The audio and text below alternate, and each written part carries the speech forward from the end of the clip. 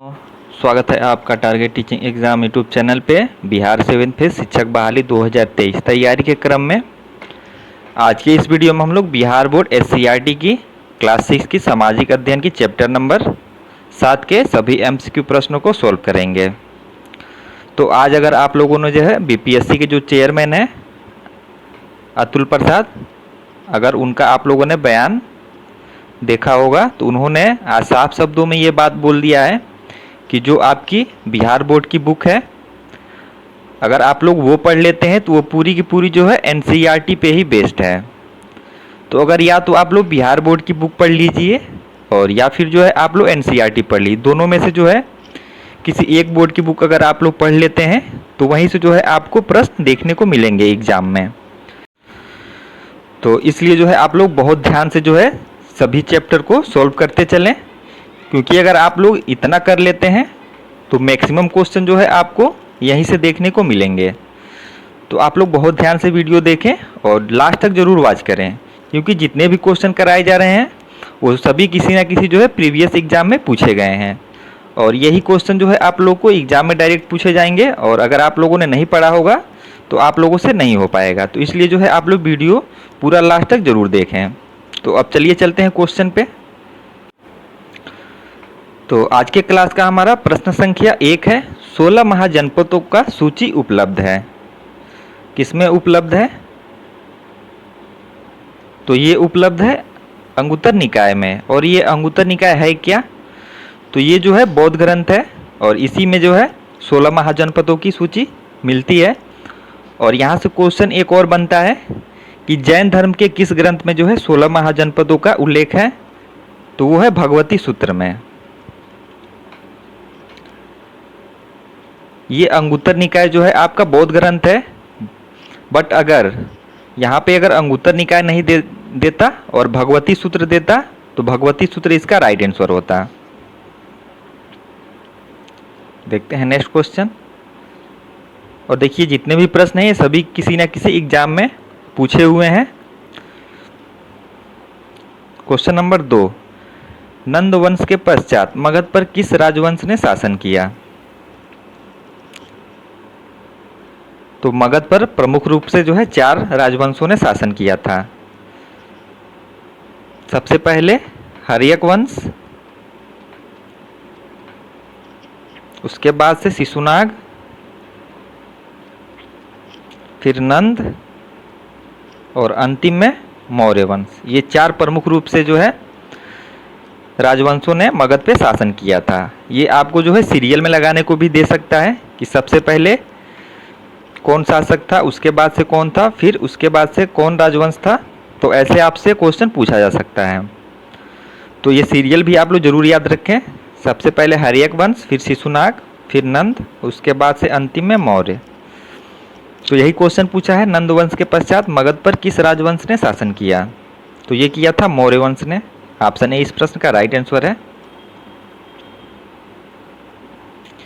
प्रश्न संख्या 3, निम्नलिखित में से मगध का कौन सा राजा सिकंदर महान का समकालीन था? तो कौन सा राजा सिकंदर महान का समकालीन था? तो ये था घनानंद।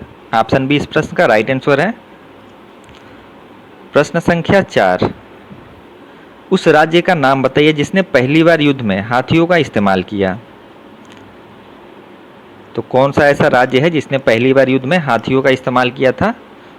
तो ये था मगध। ऑप्शन बी इस प्रश्न का राइट आंसर है।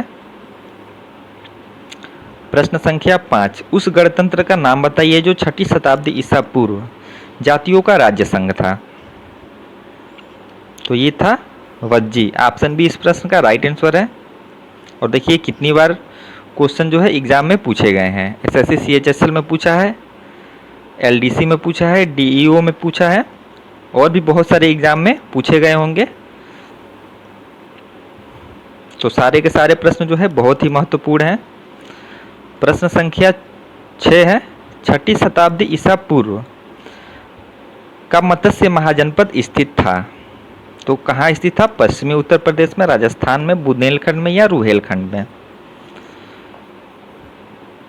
तो ये स्थित था। इस प्रश्न का राइट आंसर है तो इस प्रश्न का राइट आंसर है ऑप्शन बी, ये स्थित था राजस्थान में। प्रश्न संख्या 7, 16 महाजनपदों में से किसकी राजधानी तक्षशिला थी? तो गांधार की राजधानी तक्षशिला थी। ऑप्शन डी इस प्रश्न का राइट आंसर है।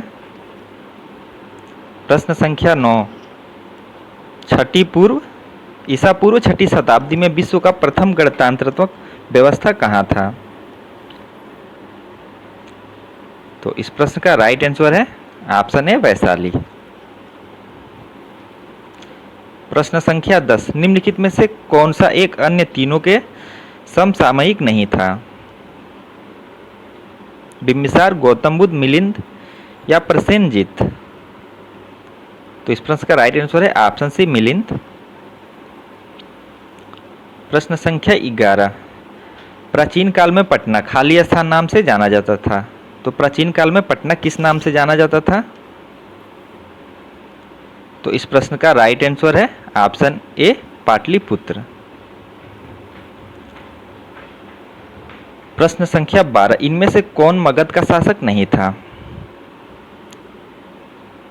तो इनमें से कौन मगध का शासक नहीं था?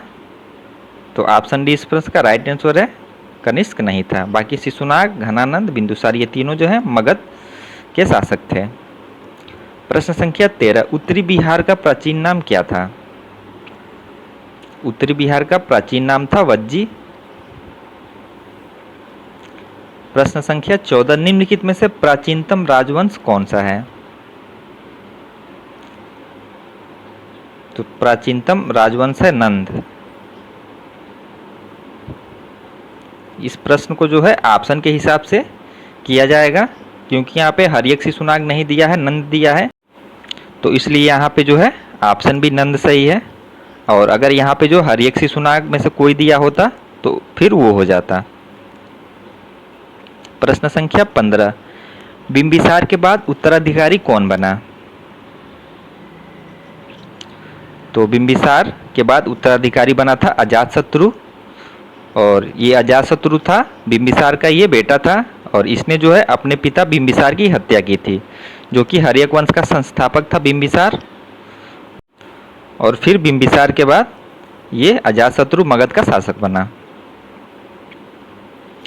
प्रश्न संख्या 16, मगध सिंहासन के लिए बिंबिसार का उत्तराधिकारी कौन बना? तो अभी बताया ऊपर, ये बना अजातशत्रु। प्रश्न संख्या 17, सबसे पहले व्यापारिक संघ की स्थापना किस काल में हुई? तो ये हुई थी महाजनपद काल में। प्रश्न संख्या 18, प्राचीन साम्राज्य अवंती की राजधानी कहाँ पर स्थित थी?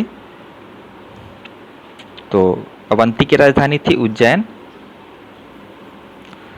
प्रश्न संख्या 19, कुरु महाजनपद की राजधानी कौन सी थी? तो कुरु महाजनपद की राजधानी थी इंद्रप्रस्थ। प्रश्न संख्या 20, पाटलिपुत्र शहर की नींव किसने रखी थी? तो ये रखी थी उदयन ने। ऑप्शन ए इस प्रश्न का राइट आंसर है। प्रश्न संख्या 21, सिंहासन छीनने के लिए बिंबिसार का वध किसने किया? तो ये तो क्वेश्चन हम लोगों ने देख लिया है, अजातशत्रु। प्रश्न संख्या 22, बिंबिसार और अजातशत्रु संरक्षक थे कौन से धर्म के?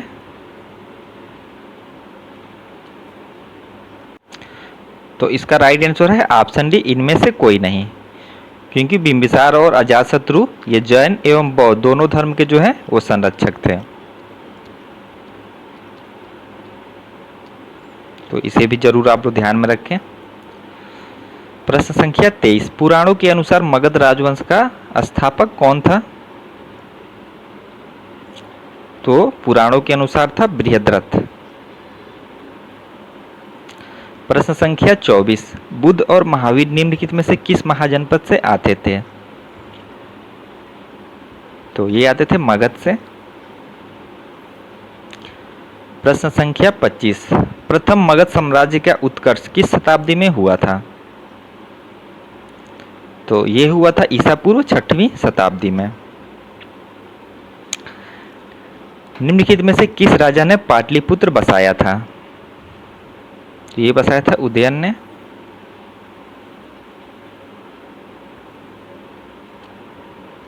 प्रश्न संख्या 27, किस शासक द्वारा सर्वप्रथम पाटलिपुत्र की राजधानी के रूप में चयन किया गया? तो इस प्रश्न का राइट आंसर है ऑप्शन बी, उदयन के द्वारा। प्रश्न संख्या 28, मगध की प्रथम राजधानी कौन सी थी? तो मगध की प्रथम राजधानी कौन सी थी? तो ये थी गिरिवृज या फिर राजगिरी जिसे कहते हैं। प्रश्न संख्या 29, मगध की प्रारंभिक राजधानी कौन सी थी? तो ये तो क्वेश्चन देख लिया हम लोगों ने, राजगिरी। प्रश्न संख्या 30, अजातशत्रु के वंश का क्या नाम था? तो ये था हर्यक।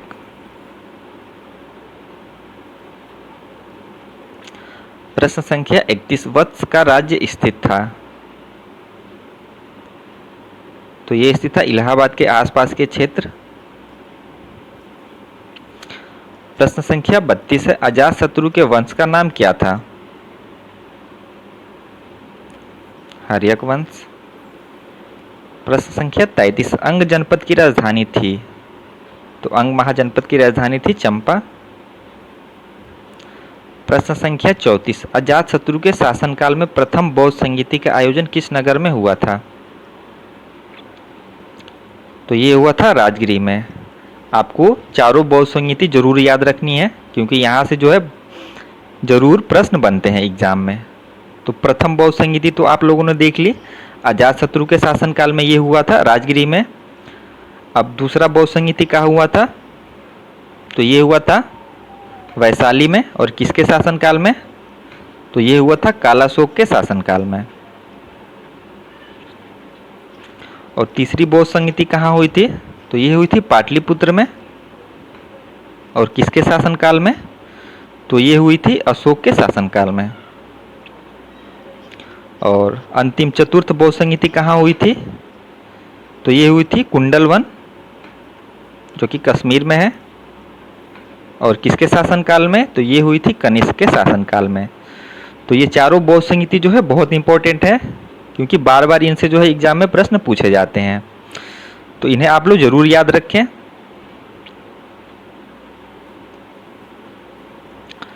प्रश्न संख्या 35, कौन सा महाजनपद बिहार में स्थित है? तो इनमें से कौन सा महाजनपद है जो बिहार में स्थित है? तो इस प्रश्न का राइट आंसर है ऑप्शन ए, अंग महाजनपद। प्रश्न संख्या 36, प्रथम बौद्ध परिषद को बुलाया गया था? किसके द्वारा? तो ऑप्शन सी इस प्रश्न का राइट आंसर है अजातशत्रु के द्वारा। प्रश्न संख्या 37 है, द्वितीय बौद्ध सभा का आयोजन हुआ था? कहाँ हुआ था? तो ये हुआ था वैशाली में। प्रथम का आयोजन हुआ था राजगिरी में।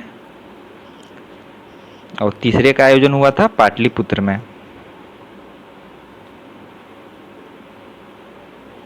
प्रश्न संख्या 38 है, प्रद्योत कहाँ का राजा था? तो ये राजा था अवंती का। प्रश्न संख्या है 39, महावंश के अनुसार बिंबिसार किस आयु में सिंहासन पर बैठा था? तो ये बैठा था 15 वर्ष की आयु में। प्रश्न संख्या 40, प्रारंभिक गणतंत्र में कौन सा नहीं था? तो शाक्य था, लिच्छवी था, बट ऑप्शन में दिया है सी जो युद्ध है ये नहीं था। तो यही पूछा है कौन सा नहीं था, तो ऑप्शन सी इस प्रश्न का राइट आंसर है। प्रश्न संख्या 41, बुद्ध की मृत्यु के पश्चात प्रथम बौद्ध समिति की अध्यक्षता की गई? तो ये की गई थी महाकश्यप द्वारा।